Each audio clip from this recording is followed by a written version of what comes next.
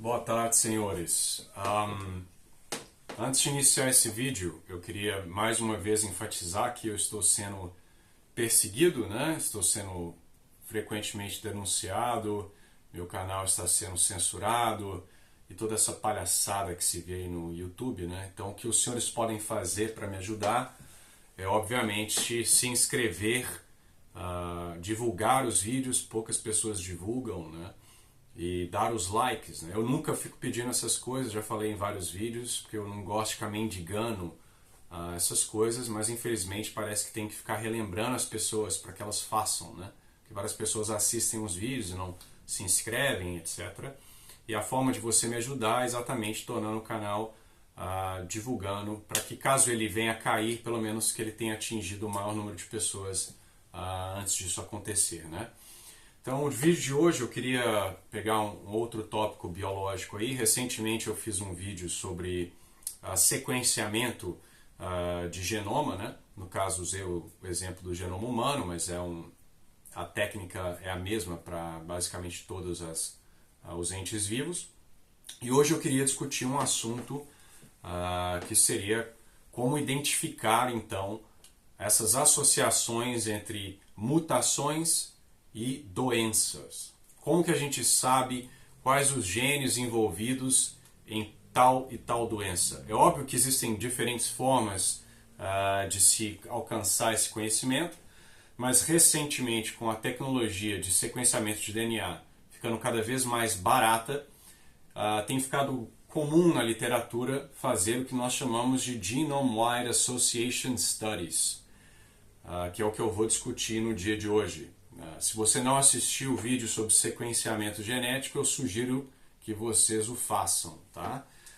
Então, como eu falei lá naquele vídeo, você pode pagar para uma companhia ou fazer no seu próprio laboratório, se tiver o dinheiro e as máquinas, o sequenciamento de o DNA de um indivíduo, seja ele uma árvore ou seja ele um ser humano, né?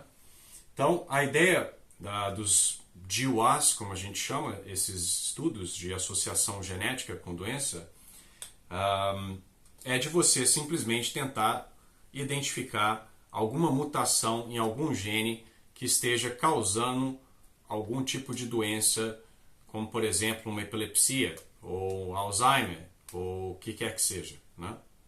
Então imagine que você tenha, por exemplo, uma população brasileira que seja, no sul de Minas, vamos pensar. E essa população tem, isso aqui seria a população, você vai ter indivíduos que não têm a doença e tem indivíduos que têm a doença. É óbvio que geralmente os indivíduos doentes, eles ocorrem em muito menor frequência do que os indivíduos saudáveis, correto? Então, o correto seria que nós tivéssemos aí muito mais indivíduos saudáveis, né? O que esses GWAS, como que eles funcionam? Qual é a lógica? A lógica aqui é você pegar, sequenciar o genoma inteiro, toda a sequência de DNA, de vários indivíduos, incluindo indivíduos doentes e indivíduos saudáveis. Então você vai coletar, sei lá, saliva, sangue, que é que seja, de vários indivíduos daquela população, tentando, obviamente, manter uma proporção na sua coleta. Então, se você coletasse 10 indivíduos doentes, você coletaria 10 indivíduos saudáveis, né? Tentando, por razões estatísticas e razões também de causalidade, fazer a sua amostra ser o mais homogênea possível, né? Porque você tem, por exemplo, doenças que são afetadas pela idade, né? Pela etnia, porque certas etnias são mais predispostas a uma ou outra doença, mas por uma questão genética que nós chamamos de efeito fundador. Pode ter alguma mutação associada com uma etnia que não ocorre com a outra, e isso pode causar problemas aí na hora de analisar o nosso DNA, mas eu não vou entrar nesses detalhes, né? O que a gente chama de population structure. Mas a ideia é você pegar uma população homogênea, né, indivíduos da mesma idade, de preferência, apesar disso poder ser controlado estatisticamente no futuro, nas análises. Você coleta e você vai sequenciar o DNA dessas pessoas, né? Lembrando do último vídeo, você já tem um template, né? O DNA referência humano, né? Que seria lá que você pode baixar isso daí no site da NCBI, por exemplo, nos Estados Unidos. E você vai pegar, você vai sequenciar cada um dos indivíduos, você vai alinhar, por exemplo, o genoma de uma pessoa com o genoma da referência, a segunda pessoa aqui, a terceira, né? O sujeito não doente aqui, etc. Correto? E a ideia aqui é, você tem o genoma inteiro, cobrindo todos os cromossomos, e você vai ver, comparado com a referência, se há alguma variação nos alelos do gene. Lembrando, os nucleotídeos, né? São 4. Então você tem aí A, G, T e C, os nucleotídeos que formam a molécula do DNA. Você pode descobrir que em um certo local o nucleotídeo foi alterado nessa pessoa doente em comparação com a referência, né? Então você vai comparar os nucleotídeos entre todos esses indivíduos em relação ao genoma, e a ideia aqui é, se há uma causa genética envolvida na doença, você vai, por exemplo, perceber, quem sabe, nessa região aqui, que equivale talvez ao cromossomo 10, que os indivíduos doentes têm um A, enquanto que aqui nos sujeitos saudáveis você tem, vamos supor, um G, né? Uma guanina, né? Então esse seria o cenário ideal,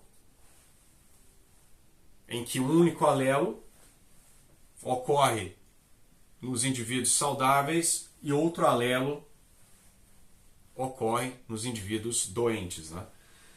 E aí você tentaria, porque você sabe a localização dessa mutação baseado na referência, você sabe que essa mutação ocorre, por exemplo, no cromossomo 10, e você sabe exatamente a posição em relação, em termos de pares de base, você pode ver se há já um registro de algum gene ou genes naquela posição, ou próximo àquela posição, que é responsável por alguma, que está envolvido em alguma função no corpo.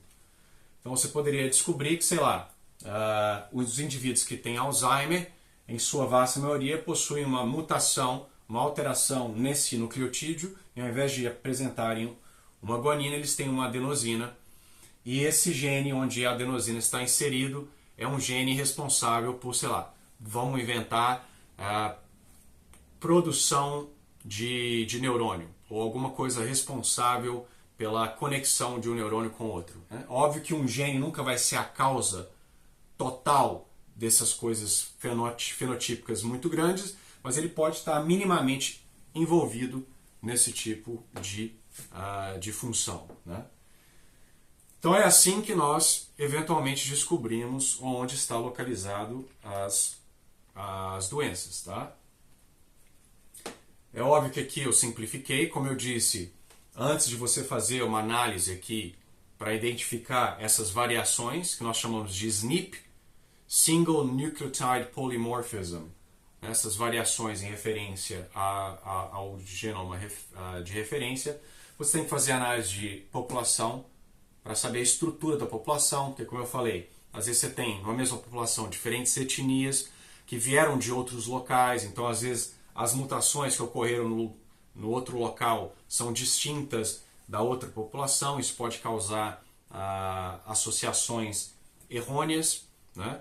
Porque lembrando sempre, esse não é um estudo que mostra necessariamente uma causalidade, é um estudo de associação, só mostra que indivíduos que têm essa variação também, na vasta maioria dos casos, têm a doença, mas não quer dizer que essa é a causa, a alteração do nucleotídeo seja a causa da doença. Porque muitas vezes o gene ou os genes afetados estão, na verdade, em locais diferentes do cromossomo que você detectou com a sua análise, né?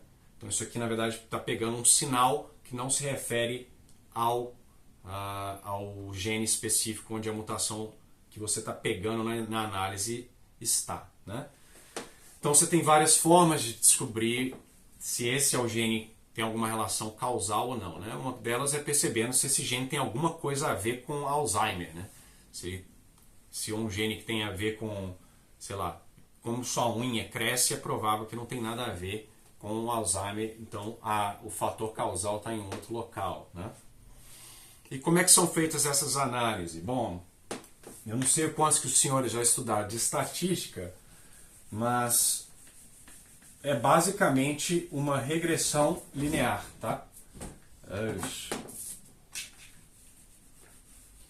Você vai ter, por exemplo, você pode codificar a doença como ser doente, estar doente e não estar doente, né? Ou ter a condição genética da doença e não ter. Então, ter seria 1, não ter seria 0. E você terá aqui, então, por exemplo,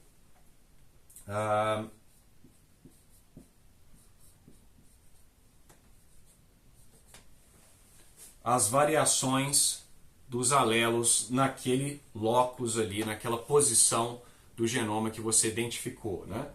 Então a ideia aqui, obviamente, é uma ideia de aditiva. Se, por exemplo, a mutação que foi de G para A é a responsável pela doença, a pressuposição aqui é que se você tiver 2 alelos As, então a sua condição será pior, correto? Lembrando sempre que nos seres humanos e em outros animais você tem 2 cópias do mesmo gene, porque você tem 2 cromossomos. Então, por exemplo, você encontraria aqui, por exemplo, que nesse caso seria mais uma... Putz, isso fica meio pesado para vocês agora, mas é uma regressão logística. Mas a ideia aqui é basicamente ver se há uma probabilidade maior de você ter a doença se você tem aquele alelo presente, né? Então aqui seria, por exemplo, 100%. Então o indivíduo que tem os 2 alelos, ele tem uma maior probabilidade de estar doente. Se ele tem um alelo só, ele tem uma probabilidade tal. Se ele não tem nenhum do alelo A, ele tem uma probabilidade tal, né? Agora, se fosse um caractere, ao invés de ser uma doença, e você codificar a doença como sendo simplesmente doente e saudável, mas fosse algo que tivesse graus, uma doença que tem graus de severidade, ou nem precisaria ser uma doença, poderia, por exemplo, querer identificar quais são as variações alélicas responsáveis por altura, por exemplo, você já teria aí um caractere contínuo, ao invés de ter um caractere binário de 0 e 1. Você teria, sei lá, um indivíduo, vamos supor que o mínimo seja 1,20 m até, sei lá, 2,20 m e tudo, né? Enfim, né?